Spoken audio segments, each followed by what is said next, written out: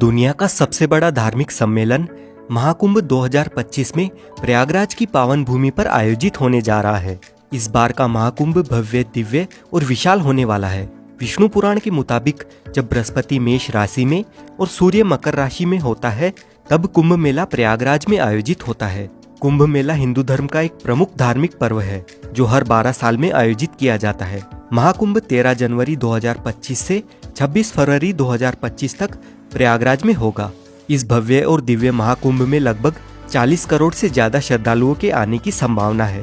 हिंदू मान्यताओं के अनुसार कुंभ में शाही स्नान करने से समस्त पापों का नाश होता है और व्यक्ति को मोक्ष की प्राप्ति होती है। कुंभ के दौरान विशेष रूप से पवित्र नदियों में स्नान करने से आत्मा शुद्ध होती है। शाही स्नान कुंभ मेले की मुख्य विशेषता है।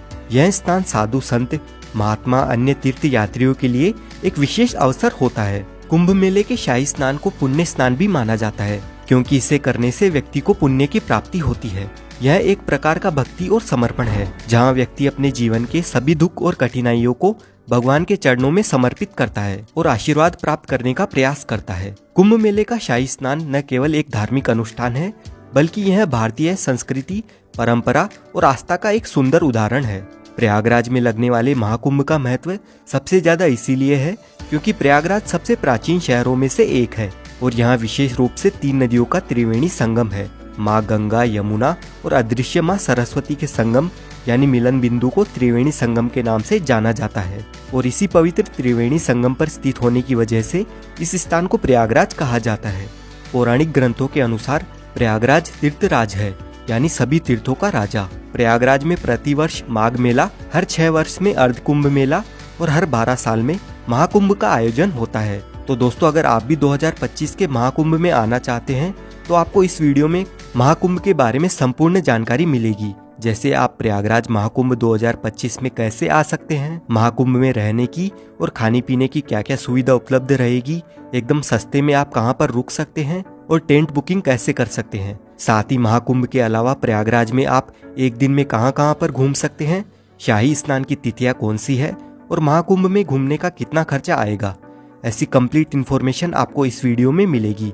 तो वीडियो को अंत तक जरूर देखिए ताकि आपको महाकुंभ 2025 की सारी जानकारी समझने में आसानी रहे। और इसके साथ ही वीडियो को लाइक और चैनल को भी सब्सक्राइब कर लीजिए, क्योंकि ऐसे ही टूर गाइड वीडियोस और महाकुंभ 2025 से रिलेटेड वीडियोस आपको इस चैनल पर देखने को मिलते रहेंगे। इस बार का ये महाकुंभ 45 दिन तक चलने वाला है, यानी कि हर दिन यहाँ पर आपको 3 से 4 करोड़ लोग देखने को मिल सकते हैं। और इतने सारे श्रद्धालुओं के लिए महाकुंभ मेला क्षेत्र को 25 अलग अलग सेक्टर्स में बांटा गया है और इतने सारे लोग एक ही जगह पर गंगा स्नान तो नहीं कर पाएंगे, इसलिए 7 पक्के स्नान घाट भी बनाए गए हैं। और साथ ही कुंभ मेले का क्षेत्रफल 3200 हेक्टेयर से बढ़ाकर 4000 हेक्टेयर किया गया है, जहां पर कल्पवासियों के लिए तंबू बने हुए हैं और यहां पर मेले के दौरान कई कथावाचक मौजूद होंगे जो कि कथा करेंगे। उनके लिए पंडाल बने हुए रहेंगे। लोगों के खाने पीने, सोने और शौचालय की व्यवस्था भी रहेगी और बहुत सारी चीजों की फ्री सेवा रहेगी। अगर अभी भी आपको लग रहा है कि यह कोई छोटा मोटा कुंभ है, तो आप इसका अंदाजा इस बात से लगा सकते हैं कि इस महाकुंभ को हैंडल करने के लिए यानी सिक्योरिटी देने के लिए 37,611 पुलिसकर्मी रहेंगे और इस पूरे संगम को साफ सुथरा रखने के लिए 22,000 से ज्यादा सुरक्षा कर्मचारी होंगे। इसके अलावा कई एनजीओ अपनी सेवा प्रदान करेंगे और इस पार से उस पार आने जाने के लिए गंगा यमुना की जलधारा पर 30 पीपा पुल का निर्माण हुआ है, जिसे पांटुल पुल कहा जाता है। यह मेला न केवल भारत के लिए बल्कि विदेशों से आने वाले लोगों के लिए भी एक महत्वपूर्ण अवसर है। ऐसे में प्रशासन ने इस भव्य आयोजन को सफल और सुरक्षित बनाने के लिए व्यापक तैयारियां की है। मेले में आने वाले श्रद्धालुओं के लिए यात्रा की व्यवस्था को सुचारू बनाने के लिए अलग अलग रास्ते निर्धारित किए गए हैं। प्रयागराज शहर के चारों ओर यातायात का प्रबंधन इस तरह से किया गया है कि लोगों को किसी भी तरह की समस्या का सामना नहीं करना पड़ेगा। प्रशासन ने शहर के अलग अलग हिस्सों में पार्किंग की व्यवस्था भी की है, ताकि श्रद्धालु अपनी गाड़ियों को सुरक्षित स्थान पर रख सके। विशेष रूप से पीक डेज यानी शाही स्नान वाले दिनों में जब सबसे ज्यादा भीड़ रहेगी, तब श्रद्धालुओं को केवल 1 से 5 किलोमीटर तक पैदल चलना होगा और बाकी अन्य दिनों में आपको सिर्फ 1 किलोमीटर से ज्यादा पैदल नहीं चलना पड़ेगा। और सिर्फ महाकुंभ में आने वाले लोगों के लिए पूरे देश भर से 3000 से स्पेशल ट्रेन सहित 13,000 से ज्यादा ट्रेन चलाई जाएगी और ट्रेन के साथ ही प्रयागराज में 7,000 बस भी महाकुंभ के लिए चलेगी। इससे कुंभ में आने जाने के लिए आपको कोई भी समस्या नहीं आएगी। अब बात कर लेते हैं प्रयागराज कैसे पहुंचा जाए। देखिए, प्रयागराज में काफी सारे रेलवे स्टेशंस बने हुए हैं, जैसे Prayagraj junction, Prayagraj Rambagh, Prayag Sangam, Naini junction, Prayag Chheoki junction, Daraganj, Subedarganj, Bamrauli, Phaphamau junction और झूसी। अगर आपके यहाँ से इन रेलवे स्टेशंस तक ट्रेन आती है तो आप इनमें से कहीं पर भी आ सकते हैं, जो कि त्रिवेणी संगम से 7 से 8 किलोमीटर के डिस्टेंस पर ही है।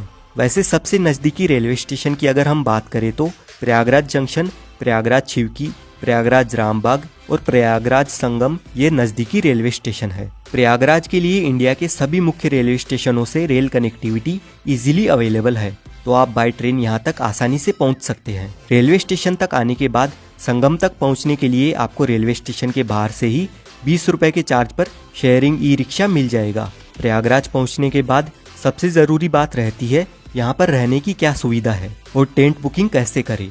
तो अगर आप टेंट बुकिंग करना चाहते हैं तो आप ऑनलाइन इन 6 में से किसी भी एक वेबसाइट पर जाकर बुकिंग कर सकते हैं। सिर्फ इन 6 कंपनियों को ही यूपी सरकार की ओर से महाकुंभ में टेंट लगाने का टेंडर मिला है, तो आप गूगल पर किसी भी अन्य वेबसाइट से टेंट बुक ना करें। इसके अलावा आप अपनी सुविधा के अनुसार IRCTC के टेंट भी बुक कर सकते हैं। इन टेंट सिटी में टेंट बुकिंग के लिए आपको एक से बढ़कर एक पैकेज मिल जाएंगे। अगर आपका बजट अच्छा खासा है तो आप कोई भी पैकेज सिलेक्ट कर सकते हैं, जिसमें आपको रेलवे स्टेशन से या एयरपोर्ट से पिकअप और ड्रॉप की फैसिलिटीज़ के साथ ही लंच डिनर तक की फैसिलिटीज़ भी मिल जाती है।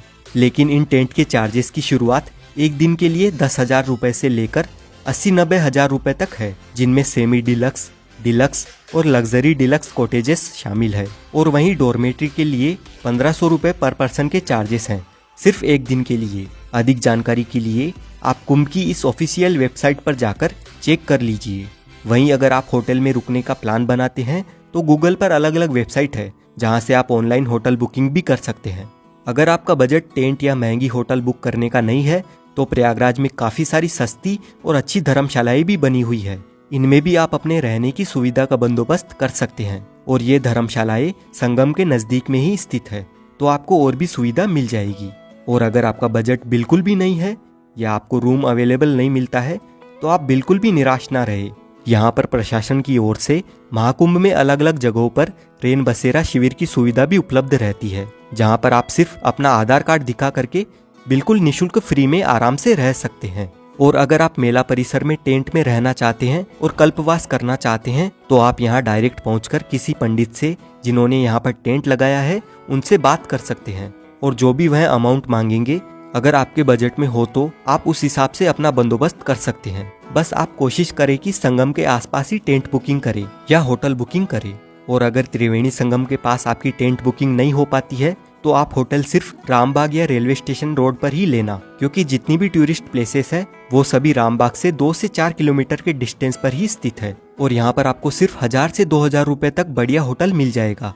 अब कुंभ मेले की महत्वपूर्ण तिथियों की बात करें तो 2025 में होने वाले महाकुंभ का आयोजन अत्यधिक भव्य और ऐतिहासिक होने वाला है। महाकुंभ जो भारत का सबसे बड़ा धार्मिक आयोजन माना जाता है, जिसमें करोड़ों श्रद्धालु देश विदेश से स्नान करने आते हैं और मोक्ष तथा पुण्य की डुबकी लगाते हैं। इस महापर्व में आस्था की डुबकी लगाने का हर एक स्नान विशेष महत्व रखता है, क्योंकि इन्हें धार्मिक दृष्टिकोण से बहुत ही पवित्र और लाभकारी माना गया है। जैसा कि हम सभी जानते हैं, महाकुंभ में स्नान की तिथियां ज्योतिष्य और धार्मिक मान्यताओं के आधार पर तय की जाती है और हर एक स्नान के पीछे एक धार्मिक मान्यता जुड़ी हुई है।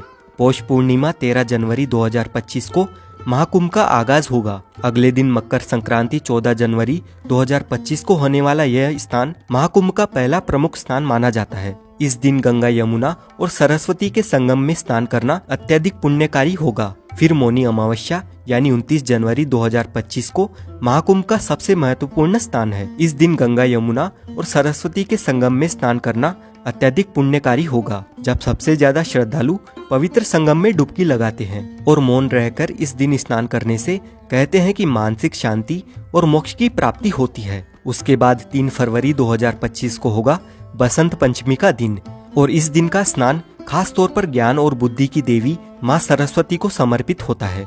वहीं माघ पूर्णिमा 12 फरवरी 2025 के दिन संगम में स्नान करने पर व्यक्ति को जीवन में पूर्णता और शांति की प्राप्ति मिलने वाली है।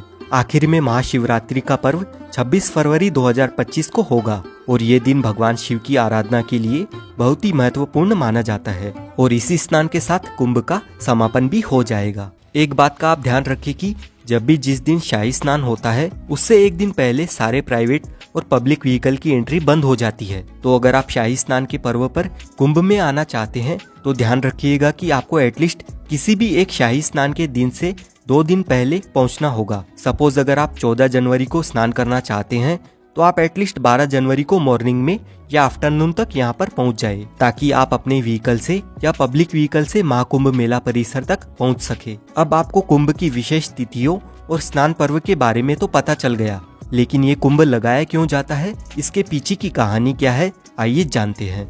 हमारे देश की आबादी इस समय 140 करोड़ है, लेकिन जरा अंदाजा लगाइए कि आज से 200 साल पहले कितने लोग कुंभ में आते थे। साल 1796 के कुंभ मेले में 25 लाख लोगों ने संगम में डुबकी लगाई थी। उस समय इलाहाबाद पर अंग्रेजों का कब्जा था और इस मेले में आई भीड़ को देखने के बाद अंग्रेजों ने प्रयागराज में डुबकी लगाने पर टैक्स लगा दिया था। ईस्ट इंडिया कंपनी के रिकॉर्ड में हमें पता चलता है कि साल 1806 में कंपनी ने हर व्यक्ति पर 1 रुपए का टैक्स लगा दिया था और उस समय 1 रुपए में एक आदमी के पूरे महीने का जीने का खर्चा चल जाता था। पौराणिक कथाओं के अनुसार ऐसा माना जाता है कि ऋषि दुर्वासा ने सभी देवी देवताओं को श्राप दे दिया था। इससे देवताओं की शक्तियां चली गई। देवताओं की कमजोरी का फायदा उठाकर राक्षसों ने स्वर्गलोक पर कब्जा कर लिया। फिर जब ब्रह्मा जी के पास देवताओं ने मदद की गुहार लगाई तो ब्रह्मा जी ने अमृत पान करके अपनी शक्तियों को वापस पाने की सलाह दी, लेकिन यह काम करने में मुश्किल यह थी कि उसे पाने के लिए देवताओं को राक्षसों की मदद लेनी थी। फिर देवताओं ने भी यही किया। उन्होंने राक्षसों से मदद लेकर बदले में आधे अमृत को देने की बात कही और सभी राक्षस इस डील को मान गए और फिर होती है अमृत की खोज में समुद्र मंथन की शुरुआत। बड़ी मेहनत के बाद समुद्र मंथन से अमृत की प्राप्ति हुई, लेकिन जैसे ही अमृत निकला देवता और राक्षस दोनों में अमृत को पूरा हड़पने की होड़ मच गई। इसके बाद देवता राक्षसों की आंखों में धूल झोंककर अमृत पाने में कामयाब हो गए और वह अमृत लेकर दौड़ पड़े। राक्षसों ने भी हार नहीं मानी और पूरे 12 दिनों तक उनका पीछा किया। इसी भागने भगाने में कलश से 4 अमृत की बूंदें स्वर्ग से धरती पर गिर गई। माना जाता है कि यह बूंदें हरिद्वार की गंगा नदी, प्रयागराज में त्रिवेणी संगम, उज्जैन में शिप्रा नदी और नासिक में गोदावरी नदी में गिरी थी। अब ये 4 बूंदें जहाँ जहाँ पर गिरी आज वहीं पर कुंभ मनाया जाता है और हर 12 साल के अंतराल में कुंभ मनाने के पीछे की कहानी ये है कि पौराणिक ग्रंथों में कहा जाता है कि देवताओं के 12 दिनों का अर्थ है मानव के 12 साल। इसीलिए हर साल 12 और 3 साल के अंतराल पर चारों स्थानों पर कुंभ मेले का आयोजन होता है और ऐसा कहा जाता है कि एस्ट्रोलॉजिकल कैलकुलेशन के बाद जब कुंभ मेले का समय आता है तो यह नदियां वही अमृत का रूप धारण करती है, जिनमें नहाने से लोगों के सभी पाप हमेशा हमेशा के लिए धुल जाते हैं और उन्हें मुक्ति मिल जाती है। अब हम जानते हैं प्रयागराज की कौन कौन सी जगह घूमने लायक है। सबसे पहले आपको संगम स्नान करना है, जिसके लिए नाव में बैठकर आपको त्रिवेणी संगम तक जाना होता है। त्रिवेणी संगम में आप गंगा नदी और यमुना नदी को मिलते हुए अच्छे से देख सकते हैं, लेकिन सरस्वती नदी अदृश्य है तो वो हमें दिखाई नहीं देती है। संगम में स्नान करने के बाद आप आ जाए इस अकबर के किले में। इस किले के अंदर है ये अक्षयवट, जो कि इतना प्राचीन है कि 4 युगों से भगवान विष्णु से लेकर 5 पांडव यहाँ तक आ चुके हैं। यहीं पर पातालपुरी मंदिर बना हुआ है, जिसका इतिहास काफी रोचक है और यहाँ से पास में ही श्री बड़े हनुमान जी का मंदिर है। इस मंदिर में हनुमान जी लेटी हुई मुद्रा में अपने भक्तों को दर्शन देते हैं और इस मंदिर का इतिहास भी काफी प्राचीन है। लेटे हुए हनुमान जी के दर्शन करने के बाद यहाँ से 200 मीटर दूर आप आ जाइए आदिशंकर विमान मंडपम मंदिर में। ये मंदिर प्रयागराज का प्रसिद्ध मंदिर है। द्रविड़ संस्कृति में मंडप यानी मंदिर का प्रवेश द्वार होता है, जो कि स्तंभों पर टिका होता है। जैसे ये मंदिर 16 खंभों पर टिका हुआ है और मंदिर के ऊपर का गुंबद विमान कहलाता है, इसीलिए इस मंदिर का नाम है आदिशंकर विमान मंडपम। और इस मंदिर में हमें काफी सारे देवी देवताओं के दर्शन मिलते हैं। संगम पर सभी मुख्य प्लेसेस घूमने के बाद आप आ जाइए अलोपी देवी मंदिर में। माँ अलोपी देवी मंदिर 51 शक्तिपीठों में से एक है और यहाँ पर माता सती के दाहिने हाथ का पंजा कटकर गिरा था। यहाँ से अब हम जाएंगे भारद्वाज पार्क और उनके आश्रम में। लेकिन वहाँ जाने से पहले दोस्तों, अगर आप लंच करना चाहेंगे तो प्रयागराज में काफी सारे रेस्टोरेंट्स मिल जाएंगे, तो आप यहाँ पर लंच, डिनर और ब्रेकफास्ट कर सकते हैं। अब दोस्तों, भारद्वाज आश्रम के आसपास ही बाकी की टूरिस्ट प्लेसेस मौजूद है और सबसे पहले हम जाएंगे भारद्वाज पार्क। यहाँ पर आपको भारद्वाज मुनि की बड़ी सी मूर्ति देखने को मिलती है और साथ ही इस पार्क में हमें भारद्वाज आश्रम की छोटी सी झलक भी दिखाई देती है। और यहीं से 250 मीटर दूर भारद्वाज आश्रम स्थित है। अपने वनवास के दौरान श्री राम जी सबसे पहले यहाँ पर आए थे। भारद्वाज मुनि का ये आश्रम त्रेता युग का है और कहा जाता है कि कुंभ मेले के प्रवर्तक भी भारद्वाज मुनि ही थे। भारद्वाज आश्रम के पास में ही आनंद भवन बना हुआ है। यहाँ की एंट्री टिकट 30 रुपए और 100 रुपए की है। इस भवन में आपको पुराने जमाने की काफी सारी एंटिक चीजें देखने को मिलती है।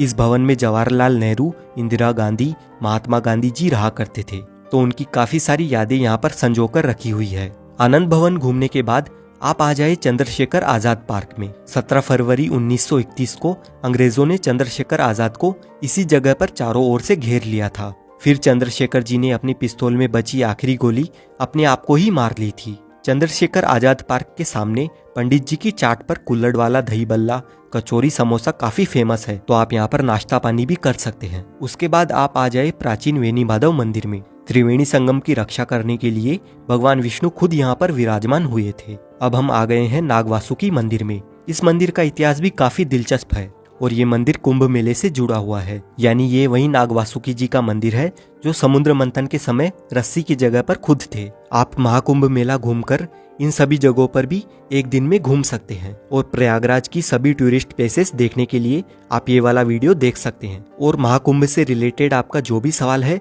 आप कमेंट करके पूछ सकते हैं। साथ ही वीडियो अच्छा लगा है तो वीडियो को लाइक और शेयर जरूर करें।